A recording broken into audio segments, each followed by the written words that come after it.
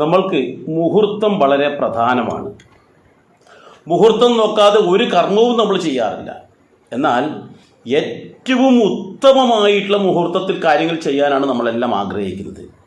അത് വിവാഹമായാലും, ചോറൂണായാലും, ഗൃഹപ്രവേശനമായാലും, ഗൃഹ ആരംഭമായാലും, ഇനി മറ്റ് എന്ത് കാര്യം, ഒരു പുരുഷനും സ്ത്രീയും തമ്മിൽ ഒളിച്ചോടി പോകുന്നുണ്ടെങ്കിൽ പോലും മുഹൂർത്തമാണ് ഏറ്റവും പ്രധാനമായിട്ട് നോക്കുക.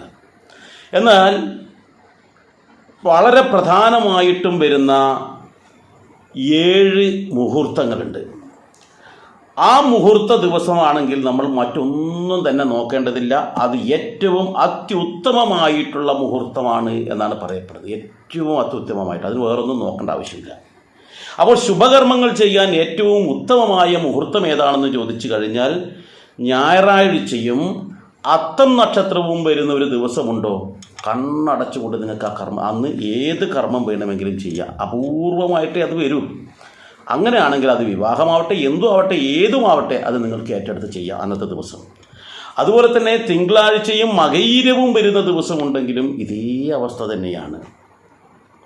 പിന്നെയോ ചൊവ്വാഴ്ചയും അത്തം നക്ഷത്രവും വരുന്നുണ്ടെങ്കിൽ ഒന്നും ചിന്തിക്കേണ്ടതില്ല, അതും നമുക്ക് തിരഞ്ഞെടുക്കാം. എന്ത് ശുഭകർമ്മം ചെയ്യാനാണെങ്കിലും, എന്ത് നല്ല കർമ്മത്തിന് ആരംഭം കുറിക്കാനാണെങ്കിലും ഉത്തമമാണ്. ഇനിയുള്ളതോ ബുധനാഴ്ചയും അനീഴം നക്ഷത്രവും, അതും ഇതുപോലെ തന്നെ. ഞാൻ പറഞ്ഞു മൊത്തത്തിൽ 7 എണ്ണാണുള്ളത്. അതിൽ ബുധനാഴ്ചയും അനീഴം നക്ഷത്രവും അപൂർവമായിട്ട് ഒത്തു വരികയുള്ളൂ. അത് നമ്മൾ എഴുതി വെക്കാൻ പറ്റുമെങ്കിൽ അത് നിങ്ങൾക്ക് വളരെയേറെ ഉപകരിക്കും.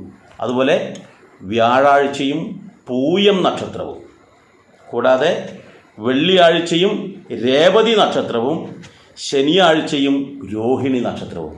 മൊത്തത്തിൽ എത്രയായി? 7 മുഹൂർത്തങ്ങൾ.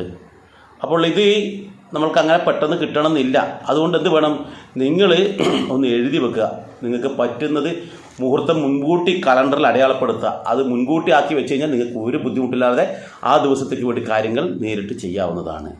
ഏറ്റവും ശുഭകരമായതുകൊണ്ട് തന്നെ ഈ ദിവസങ്ങളെ അമൃതസിദ്ധി യോഗ എന്നാണ് പറയാറ്. കാരണം അമൃത് പോലെ സിദ്ധിയുള്ളതാണ് എന്നർത്ഥം.